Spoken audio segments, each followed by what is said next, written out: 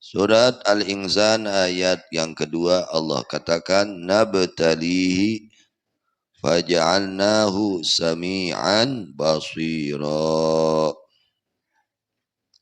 Allah telah menciptakan manusia dari setetes air mani yang bercampur antara air mani laki-laki dan air mani perempuan. Yang mana Allah menciptakan tersebut nabtalihi menguji kepada itu insan dengan adanya perintah-perintah Allah. Dan seluruh perintah Allah sebetulnya mampu manusia itu. Kalau dia mau berjuang, kalau dia mau memerangi hawa nafsu, mampu semua. Siapa sih yang gak mampu? Sholat cuma berapa menit? Ya, perintah sholat cuma berapa menit? Paling lama 10 menit. Mampu semua. Cuman 4 rakaat. Tidak 100 rakaat. Cok, loman 100 rakaat kumaha? Ribuh. Ya. 50 waktu kan asalnya 5 waktu itu. Asalnya sholat 5 waktu itu, perintahnya awalnya itu 50 waktu. Sehingga kumaha telah menjadinya 50 waktu. 5 waktu wae loba nu tinggalin. Ini sudah Allah beri ya, beri keringanan yang sangat ringan sebetulnya. Semua orang mampu. Untuk sholat semua orang mampu. Sebetulnya la yukallifullahu nafsan, tidak usah. Tidak ada perintah Allah yang jiwa manusia itu tidak mampu, pasti mampu.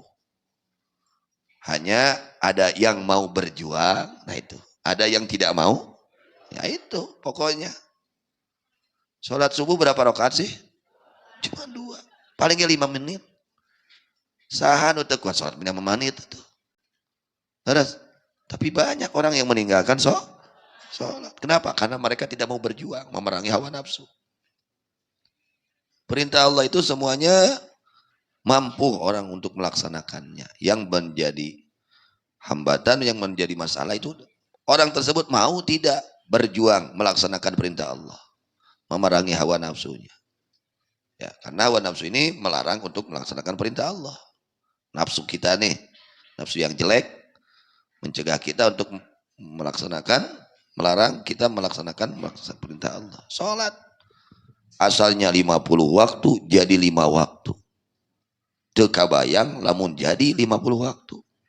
Karek rek HS ngong adan. Beres sholat rek HS deui ngong adan kumaha cik sok. Orang kudu syukur. Padahal boleh-boleh saja. Allah memerintahkan seperti itu boleh-boleh saja. Tapi Allah ini sangat sayang kepada kita. Ya. Bahkan pekerjaannya dikurangi, gajinya tidak dikurangi. Kan genah ya. Namun otakna teu error mah, pira kurang tinggalkan salat. Ya. Pada malana dikurangan. Tapi gaji nama tetap gaji yang 50 waktu. Pahalanya pahala yang 50 waktu. Pekerjaannya jadi 5 waktu. Pan kudu atoh kudu teh. Cek dudungan teh, tadina gaweana teh 50 poe, ayeuna mah 5 poe, kan gajina gaji 50 poe. Kira aku teu atoh. Lamun nu cager mah akalna. Anu lobana error ya. Gitu. Itu perintah Allah seperti itu. Ya, tidak ada orang yang tidak mampu sebetulnya melaksanakan perintah zakat. Sedikit kok zakat, gak banyak. Mampu semua. 2,5% saeutik kan. Lamun tina 1 juta ukur sabaraha? 25.000 perak zakatna. Loba sesana, loba nu dikeluarkeunna. Ya, dirinya ujian. Diuji ku Allah, tah pikeun kaluarkeun keur fakir miskin. Singnya akabatur. Pendidikan sebetulnya. Adanya perintah zakat itu pendidikan supaya kita ada rasa sayang kepada orang lain. Ya jelema fakir miskin diberi zakat atau henteu? Atau. Artinya kita harus ingat kepada saudara kita, orang-orang fakir miskin. Juga cuma sedikit yang dikeluarkan, nggak banyak. Kalau kita mau berjuang, bisa mengeluarkan. Tidak mau berjuang, kalah sama nafsu, tidak bisa. Semua ujian. Ya, siapa orang yang nggak mampu belajar thalabul ilmi? Apalagi sekarang. Sudah sangat dimudahkan oleh Allah. Sudah sangat dimudahkan oleh Allah. Majelis taklim sudah di mana-mana. Pagi ada, siang ada, sore ada, malam ada, rek peuting tengah peuting aya. Kari daek. Kari daek itu merangan hawa nafsu. Itu kan. Sudah sekarang sudah. Oleh Allah sudah disenangkan kita. Sudah dibeli segala-galanya. Ini ujian untuk kita semua. Ya, ujian untuk kita semua. Nabtalihi bitaklif. Allah menguji kita dengan taklif. Adanya perintah-perintah yang wajib. Harus melaksanakan yang wajib. Harus meninggalkan yang haram. Melaksanakan yang sunnah. Meninggalkan yang makruh. Sebetulnya kita itu mampu semua. Dan semua perintah Allah itu tidak ada yang merugikan kita. Semua menguntungkan kita. Jika kita lakukan dengan keikhlasan. Semua perintah Allah itu akan memuliakan kita. Menyampaikan kepada kemuliaan. Hanya yang masalah itu tadi.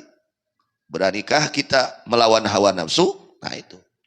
Daek ngelawan hawa nafsu. Bisa ngelaksanakan perintah Allah. Tidak ngelawan hawa nafsu. Mah tulus ngelaksanakan perintah Allah. Sebab nafsu mah tukang nyarek karena kehadian. Siapa sih yang gak mampu belajar? Yang gak mampu mengaji? Siapa? Mampu semua. Hadis tadi darah reket. Ya, secara rakyat. Juga majelis taklim secara terbuka. Enggak diambil biaya. Kudu mayar ngaji. Contoh kan dia kudu mayar, kan dia di karcisan. Tuh di karcisan. Cacak tuh di karcisan gak bisa rese. Kamu lamun kudu pakai karcis. Tapi kan nonton bola. Contoh ya mah. Beres tuh. Kan nonton bola kudu mayar. Wani 50.000, 100.000 ngaboking deh. Bari can puguh kan? Ganjaran. Tapi keringan mampu, da eta mah akur jeung kahayang atuh. Nu jadi masalah mah lamun perkara-perkara nu teu manfaat komo larangan Allah eta mah akur jeung kahayang. Ari ngaji mah teu akur jeung kahayang nafsu. Ya, padahal kemanfaatannya sudah jelas. Kita hadir majelis taklim sudah jelas manfaatnya, sangat jelas. Keberuntungan dunia dan akhiratnya sudah jelas. Hanya yang jadi masalah ini nafsu kita ini menghalang-halang terus. Ngahalang-halang wae. Padahal dengan perginya kita ke majelis ilmu mendapatkan ampunan Allah, jelas. Setiap langkahnya dicatat oleh Allah, ibadah 1 tahun, 1 langkah. Coba kita bayangkan. Sabaraha lengkah. Nu jauh ya kadieu. Eta teh tiap 1 langkah. Yang jauh-jauh ya, ada yang Pasir Langu, Cisarua, ya, di Antapani, aya di Soreang. Sok pikiran orang sing syukur ka Gusti. Setiap 1 langkah dicatat ibadah, pahala ibadah 1 tahun. Hitung sabaraha lengkah itu kadieu. Urang kudu syukur. Dan memang ini adalah pertolongan Allah. Kita harus bersyukur pertolongan Allah. Bagaimana cara mengundang pertolongan Allah? Yaitu dengan al-mujahadah. Dengan memaksakan diri memerangi hawa nafsu. Satu nun hayang yakin ngaji atuh. Datu akur jeung kahayang ceuk nafsu mau yakin ngaji teh. Leres. Yakin mah hayang lagi nonton TV jeung udud, jeung ngopi, jeung bala-bala, jeung ngobrol gitu. Akur aduh yakin ngaji. Cicing di masjid. Akur dah. Takut. Tapi ketika kita perangi hawa nafsu, di situ loh ada pertolongan dari Allah, ada hidayah. Dari hidayah akan ada taufik dari Allah Subhanahu.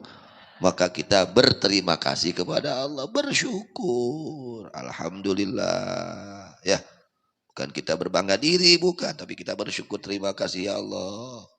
Kau mudahkan kami. Kaki-kaki kami kau mudahkan untuk melangkahkan ke majelis ilmu. Ya, kita bersyukur, berterima kasih. Bukan nugraha kecil berangkat ke majelis ilmu, bukan. Itu nugraha besar. Ya, nugraha yang sangat besar dari Allah Subhanahu. Karena tidak semua orang dimudahkan seperti itu oleh Allah. Ya, kadang-kadang kita juga disulitkan. Nah, apa ini menjadi hese ya kini teh. Aya gitu. kok iya mah haroreap. Nah itulah terus kudu perang. Ya, harus istiqomah. Nabtalihi, kata Allah, kami uji manusia itu dengan perintah-perintah Allah, dan perintah Allah, semua perintah Allah menguntungkan untuk kita. Itu yakini oleh kita. Yakini oleh kita. Semua perintah Allah membahagiakan kita.